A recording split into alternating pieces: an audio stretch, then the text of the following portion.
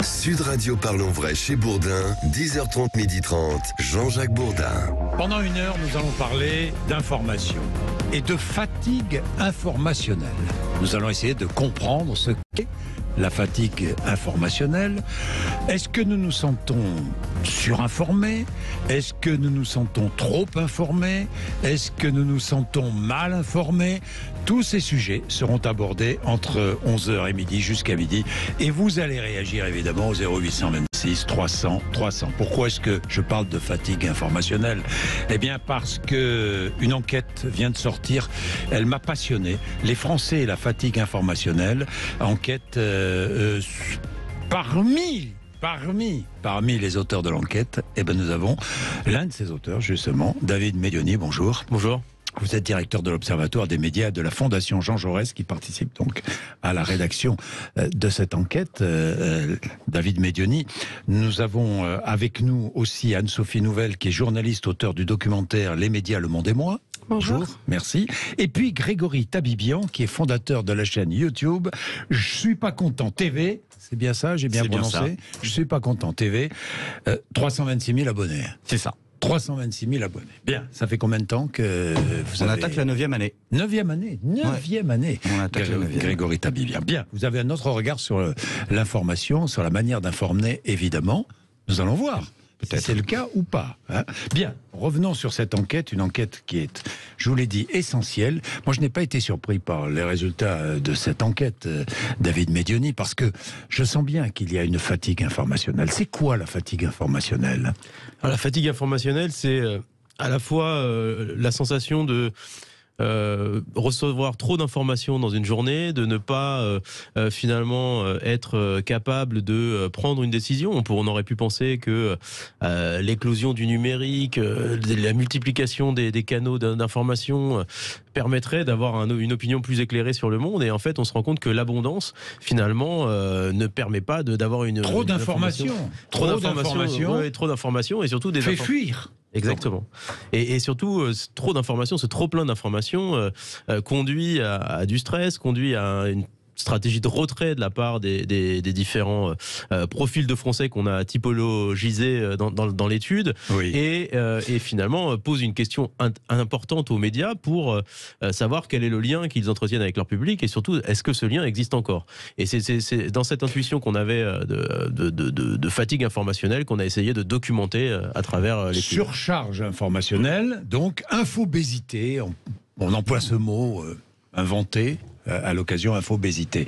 Bien, surcharge informationnelle, pourquoi 0826 300 300? Dites-nous, j'aimerais vraiment avoir votre avis, je sens que vous allez appeler et vous allez réagir. Alors, pourquoi cette surcharge informationnelle? D'abord, est-ce que vous sentez qu'elle est réelle, cette surcharge informationnelle, Anne-Sophie Nouvel? Ça dépend. Ça dépend.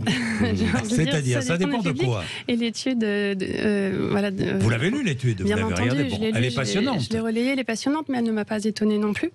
Le Reuters Institute, au niveau international, fait des études qui expliquaient déjà cette fatigue informationnelle, le fait que certains évitent l'information également, mais il y a différents types de symptômes. Je vais demander à nos auditeurs, est-ce qu'aujourd'hui, vous débranchez, par exemple, les alertes, je ne sais pas moi, vous coupez la radio, vous ne regardez plus la télévision parce que vous n'achetez plus de journaux, parce que vous ne voulez plus être informé, parce que vous en avez assez d'être informé. Dans l'étude, il y a 77% des Français et des Françaises qui disent ressentir cette fatigue et c'est pas véritablement nouveau. En fait, pour moi, il y a des gens qui sont surinformés, c'est les hyperconnectés, qui sont dans ce phénomène d'infobésité, mais qui arrivent à le contrôler. Il y a aussi ceux qui sont, moi, ce que j'avais appelé la médianorexie, c'est-à-dire ceux qui ne s'informent plus, qui se détournent de l'information. Et ensuite, il y a ceux qui s'informent, mais ils ne savent pas où donner de la tête. Et c'est la crise de foi. Donc si on fait un parallèle avec notre rapport à l'alimentation, on peut simplement expliquer ce qui se passe avec l'information. Et si on rajoute à ça les phénomènes de défiance vis-à-vis de notre profession journalistique, ça pose tout un tas de questions. Et donc, en effet, le foisonnement dont on parlait aujourd'hui ne permet pas... il faut arriver à reprendre la main sur notre information. Et ça, on n'est pas forcément habitué. Grégory Tabibian, que vouliez-vous dire sur la question? Je me permets juste de lire un commentaire. Allez-y. Il dure 10 secondes, que j'ai reçu hier. Je reçois des milliers tous les jours. C'était juste ma chronique d'hier. Je ne regrette pas du tout de ne pas avoir la télévision, de ne plus avoir la télévision, et de m'informer uniquement sur Internet, avec une majuscule à Internet, où l'on peut trouver de plus en plus d'émissions avec des gens qualifiés sur des sujets qui parlent, quand ils parlent, et dans lesquels ils ont le temps de développer leurs réflexions. Greg Tabibian, Thinkerview, Livre Noir, Blast, le média. Vous savez, le genre d'émission qu'on ne voit plus à la télé parce que, citation, les tunnels, ça fait baisser l'audimat. Ça veut dire quoi? Les tunnels, ça fait baisser l'audimat. Je pense comprends que pas là, très la bien. personne fait spécifiquement référence au fait que on ne donne plus aux gens la possibilité de vraiment développer leur pensée. Mais la multiplication, alors, est-ce que c'est une chance ou pas? La multiplication des sources d'information, des moyens de diffuser l'information. Est-ce que c'est une chance? Est-ce que c'est une chance parce que ça nous permet d'être mieux informés? Ou est-ce que justement ça participe à une forme d'obésité, enfin informationnelle? Ou est-ce que ça de surcharge? Est-ce que trop de médias surchargent la diffusion de l'information?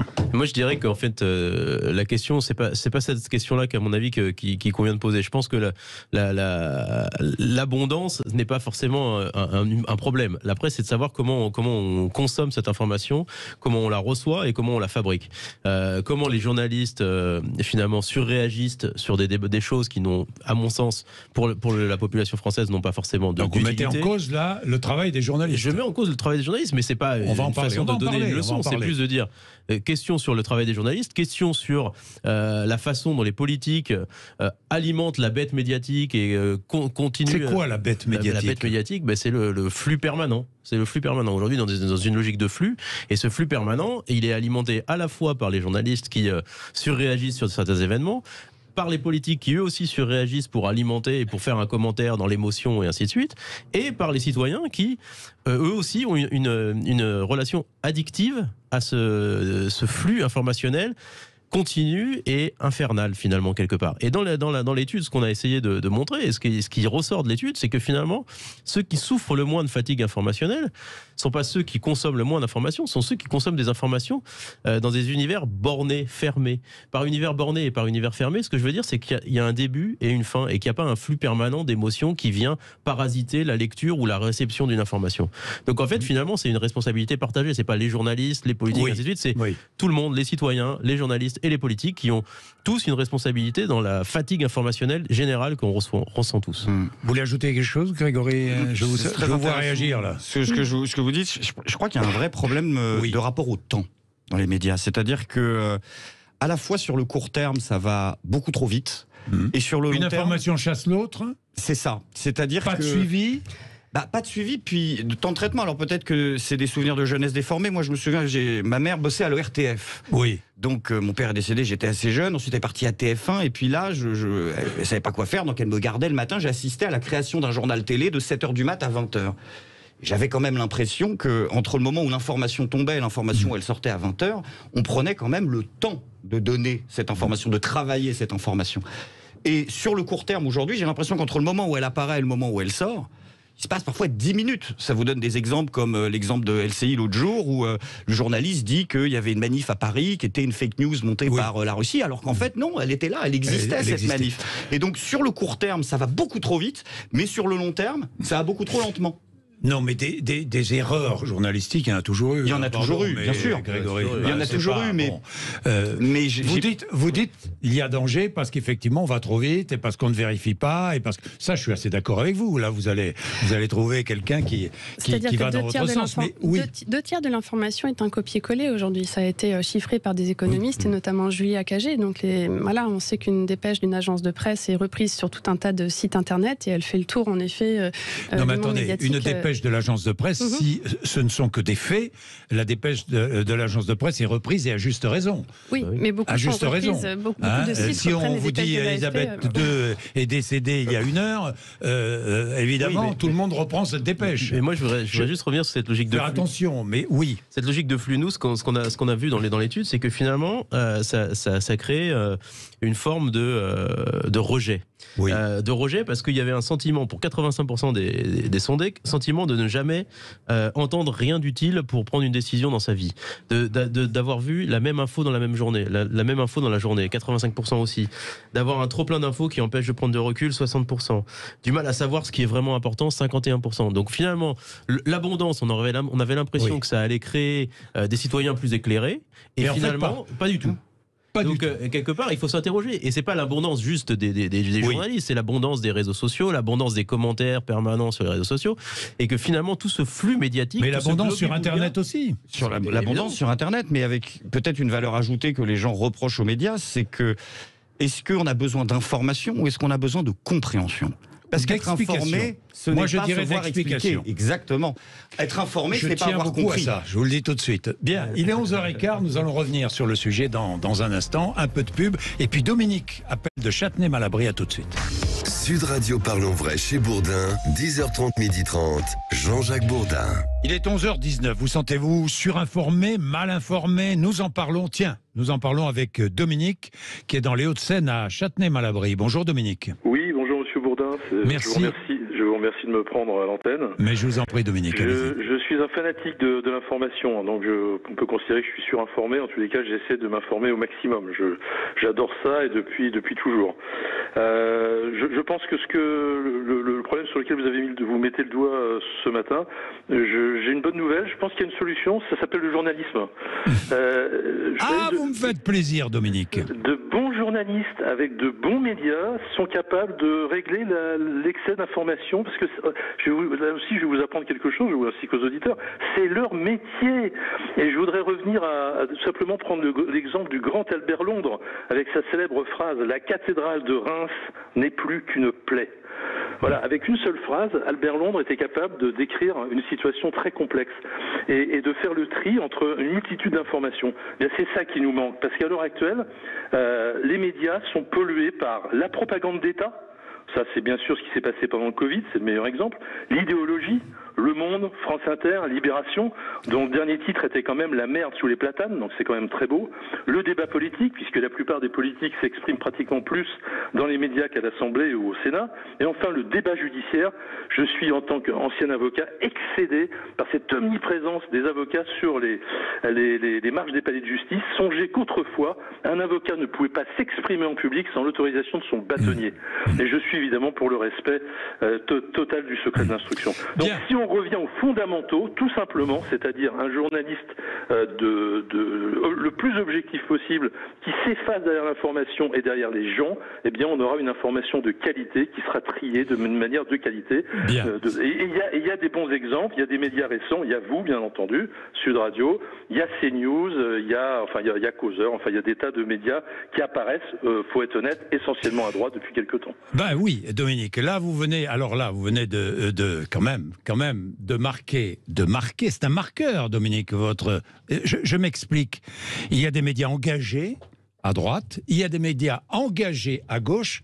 Moi, je pense qu'on peut faire du journalisme sans être engagé ni à droite ni à gauche. Je vous le dis tout de suite, et ça a toujours été mon credo. Mais je ne vais pas parler de moi. Dominique, merci dans tous les cas, c'est très intéressant. Je soulevais, là, pendant la pub, on en parlait, il y a la responsabilité de celui qui reçoit l'information, du citoyen. C'est à lui d'aller chercher. Un bon citoyen, me semble-t-il, qui a envie d'être bien informé, il doit aller et à droite et à gauche. Il doit aller écouter et un média qui défend la droite et un média qui défend la gauche. Malheureusement, je trouve aujourd'hui, c'est que chacun se compartimente, chacun s'enferme dans un tiroir.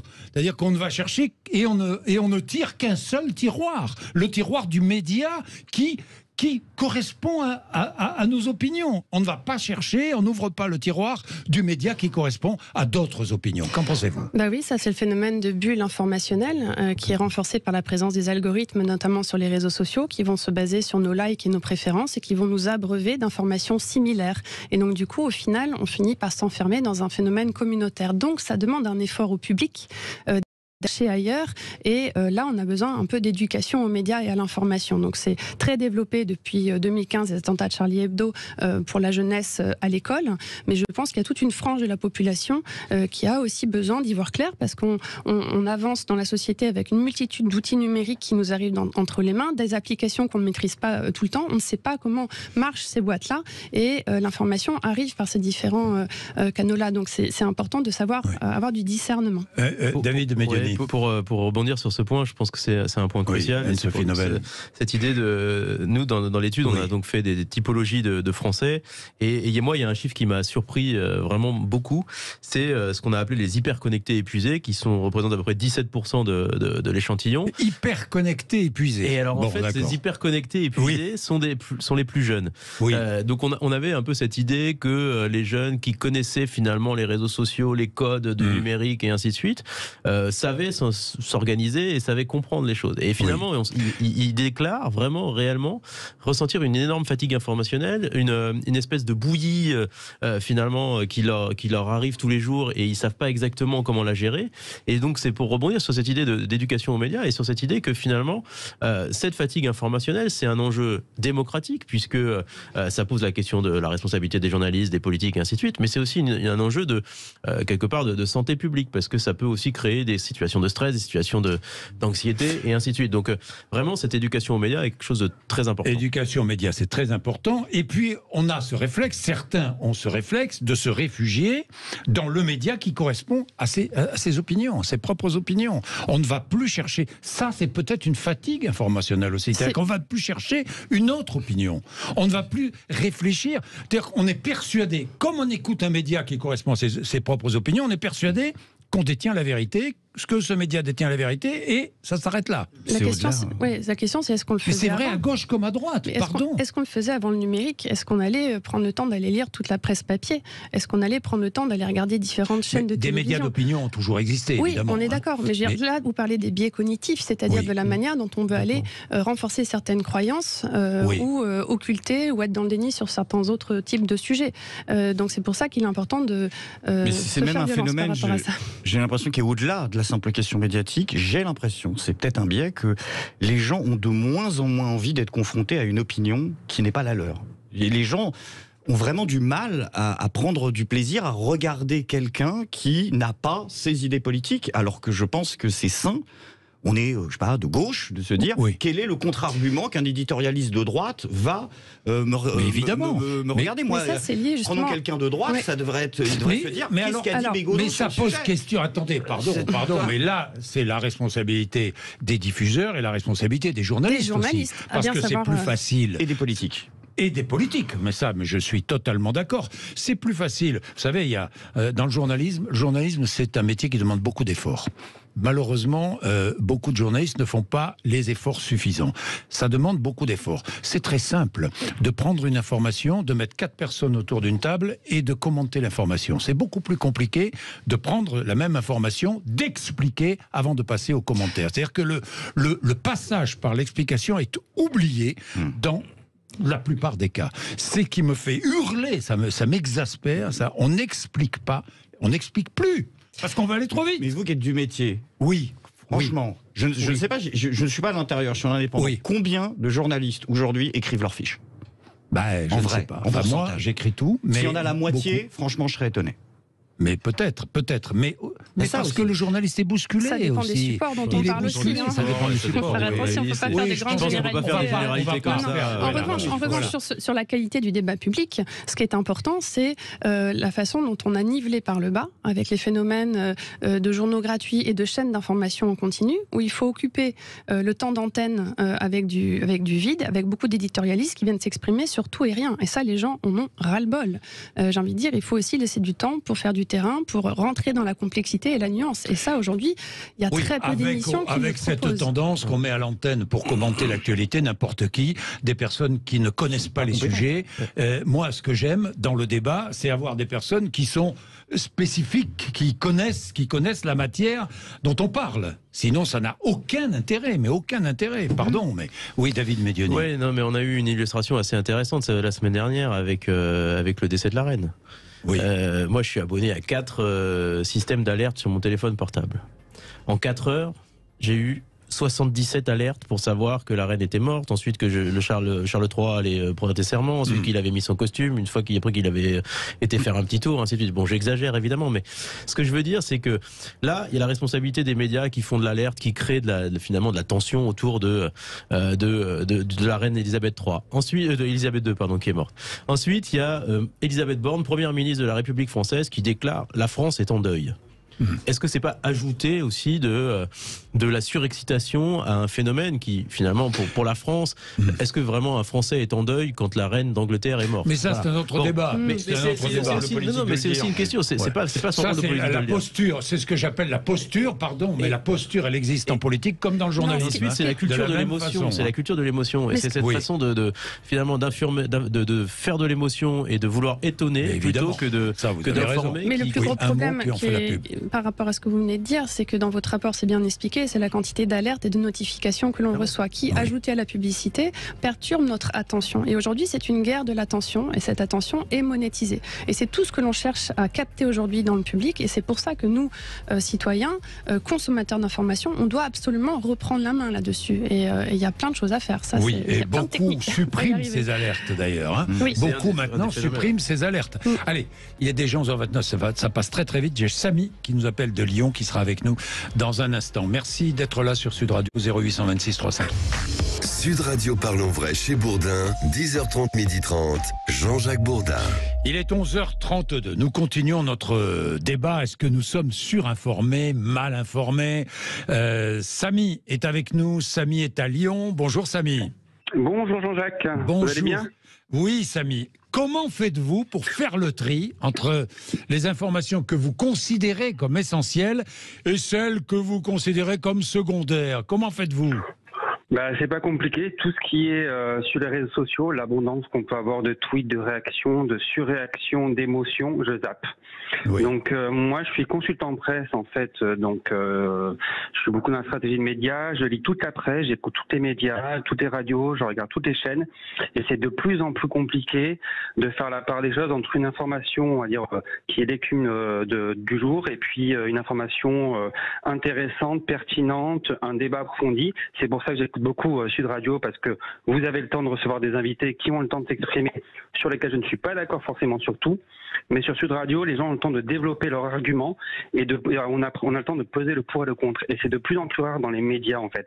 Ça existe, ça se fait encore, mais c'est très compliqué.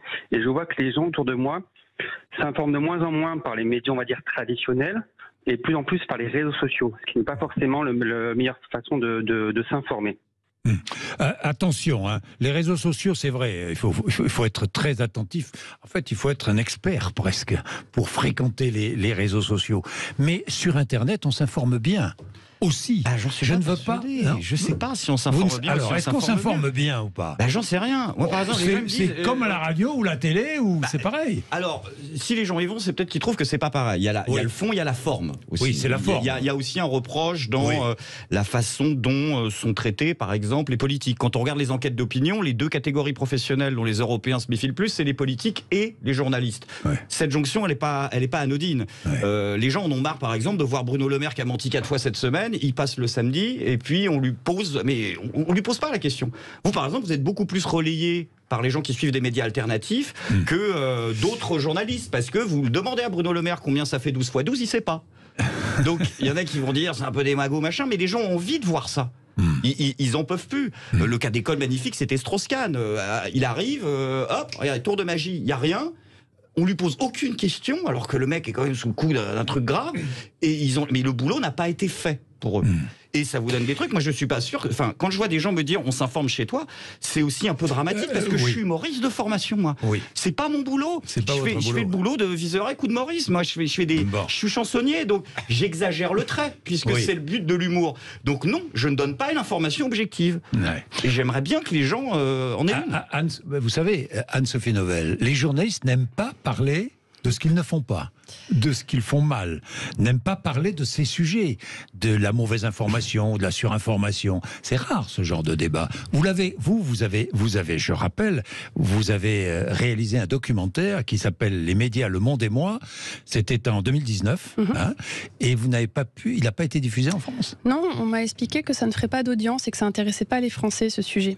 Donc voilà, je me suis retrouvée face à ça.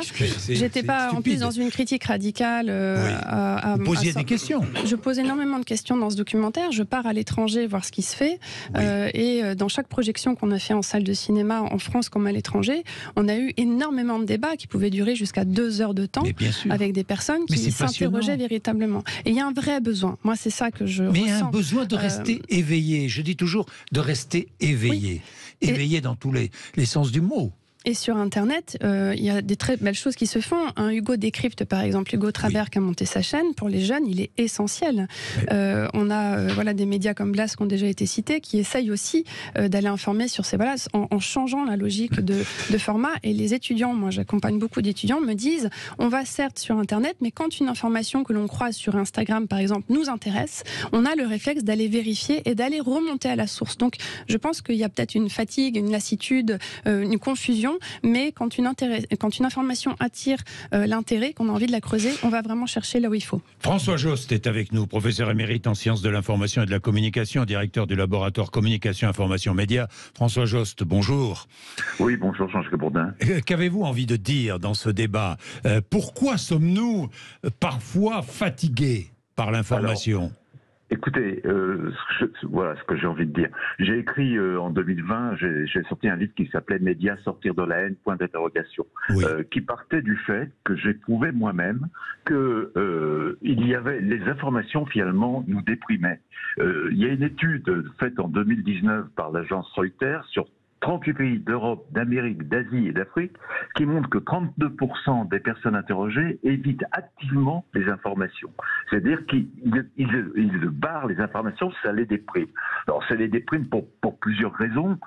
Parfois parce que d'abord ça paraît triste et que ça entretient dans une sorte d'attitude dépressive. Et puis aussi parce que beaucoup de gens se disent face aux informations, qu'est-ce que je peux faire pour que ça s'améliore? Il y a ce côté, si vous voulez, le ton aussi de l'information, ce côté déprimant qui n'est pas dû aux journalistes seulement, qui est dû à notre monde aussi, qui fait que on fuit l'information. Et en même temps, je suis totalement persuadé, et j'ai médité pendant des années en tant qu'enseignant là-dessus, qu'on a besoin d'une vraie information, qu'on a besoin de journalistes. Et vous parliez tout à l'heure des médias de gauche, des médias de droite, mais je crois que ça c'est un autre problème encore, c'est le problème de l'éditorialisation. Mais on peut attendre, effectivement, la dépêche AFP, c'est déjà un point de départ extrêmement important. Mais bien sûr. Et personne ne va dire devant une dépêche AFP, ça c'est de gauche, ça c'est de droite. Non, c'est la description la plus objective possible des faits. Mais François Jost, j'aime, c'est une réalité. Vous l'avez constaté dans votre... Ce que dit François Jost, vous l'avez remarqué. Complètement, vous l'avez souligné. C'est très intéressant ce qu'il dit, parce que il disait Reuters International, c'était 32%, et qui disait que les débats étaient trop agressifs sur les médias, et nous, c'était 34% en France. Donc vraiment, c'est quelque chose pareil. Et puis sur l'impact négatif, sur l'humeur, sur le moral, c'était 31% dans les deux cas. Donc c'est vrai que c'est quelque chose qu'on a vu. Après, est-ce qu'il y a une solution à ça? Moi, je crois qu'il y a plusieurs solutions. C'est un truc plurifactoriel. Et je crois vraiment que c'est une responsabilité partagée des politiques qui doivent... Mais des politiques et des journalistes. Oui, j'allais y venir.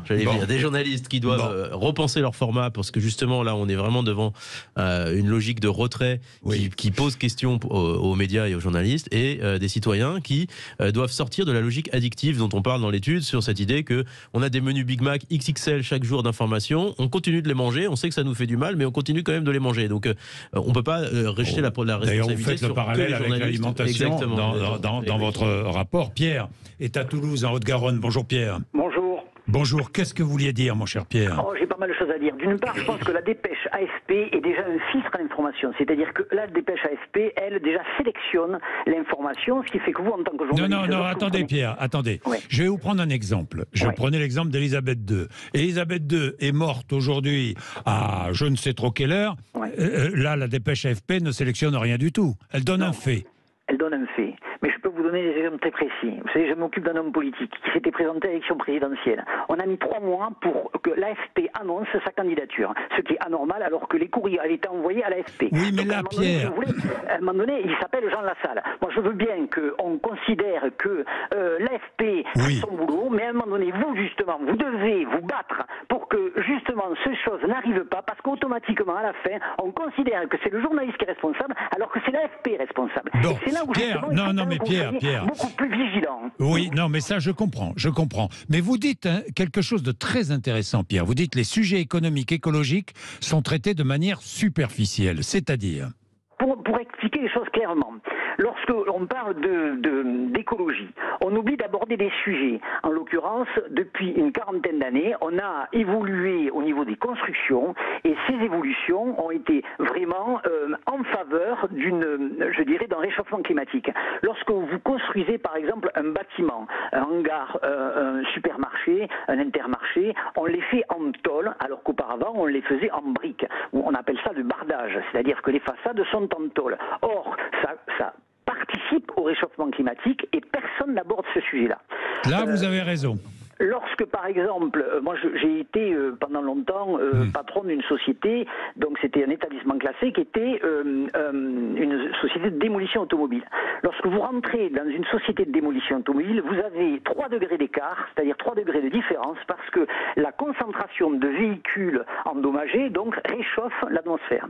Ça n'est pas abordé justement, donc là on le sait, donc les préfectures le savent puisque c'est un établissement classé. Mais c'est pas pour autant qu'en parallèle, du coup, concernant les bâtiments, on essaye de trouver une solution. Merci Pierre, merci. Il y a un effort considérable à faire, effectivement, sur la construction, sur les bâtiments, sur le terrain de l'écologie, évidemment.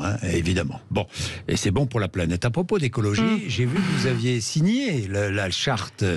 Qu'est-ce que c'est que cette charte ? Ce sont des journalistes qui lancent une charte pour un traitement médiatique à la hauteur de l'urgence écologique. C'est bien cela ? Je fais partie de ce collectif. On est une vingtaine de journalistes de tout horizon, de petites rédactions comme de plus grandes, à avoir travaillé pendant 6 mois à la rédaction de ce texte. On est parti d'un constat, c'est que l'écologie a très peu occupé les débats pendant la présidentielle, pendant la législative, et qu'on l'a traité par le petit bout de la lorgnette, en étant toujours sur le même sujet de nucléaire ou d'agriculture, traité très rapidement. Sur France Télévisions, on parle beaucoup d'écologie, on l'a traité en 10 minutes. Depuis des semaines et des semaines. Oui, parce que c'est un sujet profondément politique, et pendant longtemps, justement, on l'a complètement dépolitisé, décomplexifié. Et aujourd'hui, il est très important, nous, journalistes, de savoir questionner et poser les bonnes questions. Quand le gouvernement nous demande de couper le Wi-Fi ou de faire certains efforts sans aller sanctionner ceux qui émettent le plus d'émissions de CO2, le bon travail journalistique est d'aller fouiller les données, d'aller voir qui émet quoi en termes de quantité de CO2, qu'est-ce que ça signifie, qu'est-ce que ça implique, et pourquoi en termes d'injustice sociale, ça pose un problème. De base, pardon. On est bien d'accord. Est-ce qu'on a besoin d'une charte? Mais pour l'instant, ce n'est pas fait. Donc une charte qui nous guiderait? Oui. Alors, la charte n'est pas un guide. Non, j'insiste, parce que les mots sont importants. À ce moment-là, vous me pondez une charte politique. Vous savez, j'ai rencontré beaucoup de Françaises et de Français un politique qui nous interrogent toujours sur le respect de la charte de Munich, par exemple, qui fait quand même partie de ce qui encadre la déontologie de notre profession. Les Français sont très sensibles à cette charte, et ceux qui posent cette question-là, voilà. Nous, cette charte-là n'existait pas. Le monde a changé, et force est de constater que la profession journalistique ne s'est pas assez emparée de ces questions, ou pas correctement. Mais vous êtes juge? Pourquoi? Je ne suis pas juge. Non, pas du tout. Alors je m'en garderai bien. C'est pas du tout la démarche d'être dans une démarche moralisatrice. On n'a de leçons à donner à personne. Vraiment, j'insiste là-dessus. C'est juste qu'il y a une génération de journalistes qui a grandi avec la conscience de ces problématiques, qui n'est pas la même génération qui dirige aujourd'hui les médias, qui sait très bien qu'on a 10 ans. Là, la fenêtre de tir, elle est de 10 ans. Moi, en Gironde, j'ai compris cet été, parce que j'habite à côté de Bordeaux, qu'on a vécu un été inédit avec une canicule, une sécheresse, des communes qui n'ont plus accès à l'eau, comme d'autres communes partout en France. Et ça, c'est profondément lié au changement climatique. Et ça, ce n'est jamais rappelé. Et on a encore des unes et des couvertures qui vont montrer les Français en train de manger des glaces sur le bord de la plage, en montrant que c'est un moment... C'est une réalité, mais il y a des gens qui souffrent dans des logements mal isolés. Il y a des agriculteurs partout qui ne peuvent plus avoir accès à l'eau, nourrir leurs bêtes ou produire suffisamment. Mais vous ne pouvez pas montrer que le malheur. C'est pas montrer le malheur. Alors l'écologie n'est pas une histoire de malheur. C'est une histoire en fait de propos scientifiques qui aujourd'hui montrent qu'il y a un certain nombre de données existantes et que dans les médias ces données sont rarement rappelées. Et puis pendant longtemps, on a invité aussi en plateau, on en parlait tout à l'heure, des gens qui sont clairement climato-sceptiques, relativistes, technosolutionnistes. Vous ne voulez pas les écouter? C'est pas que je veux pas les écouter. Je dis juste qu'il y a peut-être d'autres personnes à inviter pour avoir de bons débats. Quand on invite la même géographe sur tous les plateaux pour parler de sujets qu'elle ne maîtrise pas, ce n'est pas normal. Quand on invite des gens qui ont été payés par des lobbies agro-céréaliers ou agro-industriels, ça pose problème. Et donc, mais il faut savoir qui on invite. Et donc, on insiste là-dessus dans cette charte. Et donc, c'est vraiment pas... L'idée, c'est de dire c'est une boussole qui va donner un cap. Vous n'êtes pas donneuse de leçons, alors. Non, vraiment, c'est pas du tout notre intention. On préfère plutôt être aidant et essayer de dire aujourd'hui, on est en train de vivre un nouveau régime climatique, écologique, et la profession journalistique doit, de manière transversale, c'est pas juste les journalistes spécialisés sur ces questions, de manière transversale, arriver à avoir ça en tête. Quand on traite de politique, quand on traite d'économie, quand on traite de sport, on l'a vu la semaine dernière avec Kylian Mbappé qui a pouffé de rire face à l'histoire du jet privé. Ça, il y a plein de Français qui ne l'ont pas supporté parce qu'on leur demande à eux de faire des efforts. Même les journalistes sportifs peuvent bien traiter ces questions-là. Et j'en parlais encore hier à l'IJBA, à l'école de journalisme de Bordeaux-Aquitaine. Les journalistes sportifs sont très conscients de ça et peuvent aussi intégrer cette dimension-là. Bien, 11h40. 7, une petite pause encore et puis nous terminons ce débat et vous réagissez évidemment et je vais prendre François Jost, je ne vais pas le faire attendre trop longtemps, François Jost qui est donc aussi avec nous. À tout. Sud Radio Parlons Vrai chez Bourdin, 10h30, 12h30, Jean-Jacques Bourdin. François Jost, vous êtes là? Oui, je suis là. Pardon, je vous fais attendre, François Jost. Et le journalisme militant, et le journalisme éditorialiste, éditorialisé, si vous préférez, et tout ça, qu'en pensez-vous? Je pense comme vous qu'à partir du moment où on a des éditoriaux, il faut laisser la place à toutes sortes d'opinions sur la même chaîne. C'est ça le vrai problème. Oui. Le problème du pluralisme aujourd'hui, c'est qu'on a tendance à dire, comme pour la presse écrite, il y a des journaux de droite, il y a des journaux de gauche, etc. Notre télévision a grandi dans l'idée que sur la même chaîne, on doit donner des avis différents et que le pluralisme, il se fait à l'intérieur de chaque chaîne et non pas sur l'ensemble du paysage audiovisuel. Non, bien sûr. Non, mais ça me fait plaisir.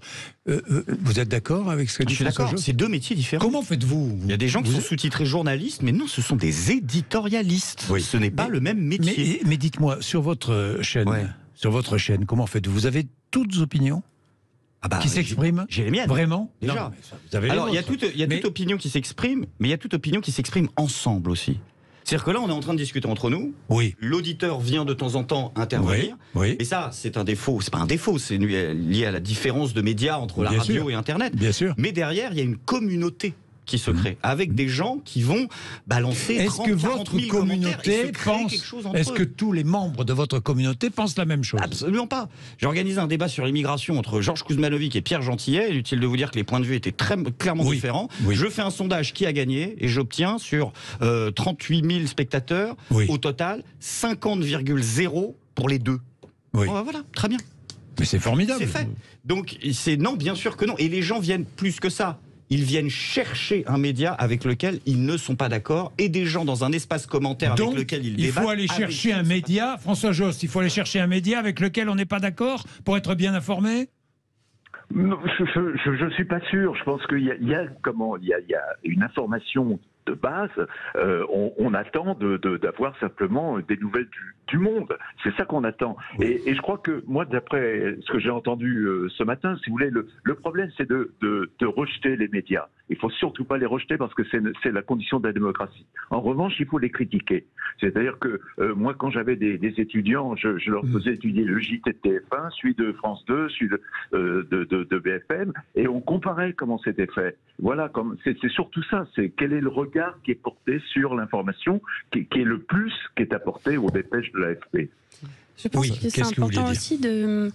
de s'interroger en amont sur quelle est la bonne information qui va m'être utile et dont je vais pouvoir me servir et qui va me donner une capacité d'agir en société. Parce que pour beaucoup, la bonne information, c'est celle qui correspond à ce qu'on pense. Mais pour répondre à cette question de fatigue informationnelle, c'est essentiel, à mon avis, en préambule, de s'interroger là-dessus. Parce que c'est comme ça, ensuite, qu'on peut orienter le choix de ce qu'on écoute, de ce qu'on regarde, de ce qu'on lit, et comprendre que les médias ne sont pas une masse uniforme que l'on va rejeter bien loin parce qu'on ne les supporte plus, mais qu'elle est composée de différents types de pratiques, de spécialités, de formats, de rapports au temps, et qu'on a le choix. Et que quand on est bien éclairé sur ce paysage médiatique, on peut facilement s'y retrouver. David Médioni. Et puis pour rebondir sur ce qui vient d'être dit par Anne-Sophie Novelle et François Jost, encore une fois, l'objet de l'étude, c'est pas de mettre en cause les médias. L'idée, c'est de pointer un phénomène, de documenter un phénomène, et surtout de montrer que les responsabilités sont partagées. Comme on a les politiques qu'on mérite, on a aussi les médias qu'on mérite. Et quand on est en recherche addictive d'émotions, de Big Mac d'informations et de surinterprétation des faits, eh bien, on a aussi des médias qui sont contraints par moment de travailler comme ça. Et donc c'est pour ça que, encore une fois, politique, médias et citoyens ont un travail collectif à faire sur cette question de la fatigue informationnelle, qui est une question démocratique et une question de santé publique aussi. On va aussi, dans certains médias, chercher des certitudes. C'est un réducteur d'incertitude, l'information. Bien sûr que c'est un réducteur d'incertitude, mais Hubert Beuve-Méry, fondateur du Monde, disait à ses journalistes ce que je recherche, c'est pas de l'objectivité, je recherche la subjectivité des intéressés. Qu'est-ce que c'est que la subjectivité des intéressés? C'est finalement chacun, demain on est tous témoins d'un accident dans la rue, vous, Jean-Jacques Bourdin, vous allez avoir une interprétation, Anne-Sophie va avoir une interprétation, moi je vais avoir une interprétation. Et bien après, c'est qu'est-ce qui s'est passé, quels sont les faits, les fameux 5 catégories de faits, où, comment, quand, et ainsi de suite. Malheureusement, on a beaucoup oublié ça. Et puis ensuite, c'est finalement raconter la scène comme le journaliste l'a vu. Et c'est à ce moment-là que l'information sera beaucoup plus apaisée et certainement mieux reçue par les Français et qui seront moins fatigués par l'information. Grégory Tabibian. Mais il y a un truc... Alors, je vais essayer de défendre un peu les gens dont on dit qu'ils font pas trop d'efforts pour bien s'informer. J'ai beaucoup de méfiance avec les Français rejettent les médias. Parce que, comme vous le disiez, les médias sont pas tous les mêmes, mais les gens le voient, ça. J'ai fait les gilets jaunes, beaucoup, et beaucoup de gens disaient, regardez, les médias se font caillasser. Les médias se font pas caillasser. BFM se fait caillasser. CNews se fait caillasser. Mais pourquoi le journaliste de Sud Radio, d'autres médias, par exemple, se fait moins emmerder? BFM et TF1, c'est une catastrophe. Ils ne pouvaient pas foutre les pieds. Et là, j'ai dit, CNews, c'était non, ils sont mieux acceptés. M6, par exemple, pourquoi ils ont une image où ça passait mieux? Il n'y a jamais une bonne raison de caillasser un journaliste. En fait, il n'y a jamais une bonne raison en démocratie de caillasser un journaliste. J'essaie de comprendre la colère. Mais on peut pas. C'est pas une question. Il n'y a pas de bonne raison de caillasser un journaliste. La question que posaient les gens, c'était, vous êtes de quel média? Vous êtes de quel média? Parce que pourquoi BFM, par exemple, a une mauvaise image, mais d'autres ont, dans ces mouvements populaires, une meilleure image. Les gens ne mettent pas tous les médias. Mais il y a certains journalistes qui cachent leur logo sur leur caméra pour justement... Parce qu'il y a des problèmes. Merci François Jost, merci. Vraiment, merci à vous trois d'être venus, ça va très très vite, et déjà 11h57. Jean-Luc nous a appelé, mais je prendrai Jean-Luc juste après les infos de midi, parce que quand on appelle, il faut être à l'antenne, je l'ai promis, donc je prendrai Jean-Luc, il n'y a pas de problème, 0826 300 300. Merci d'être venu nous voir. 11h57.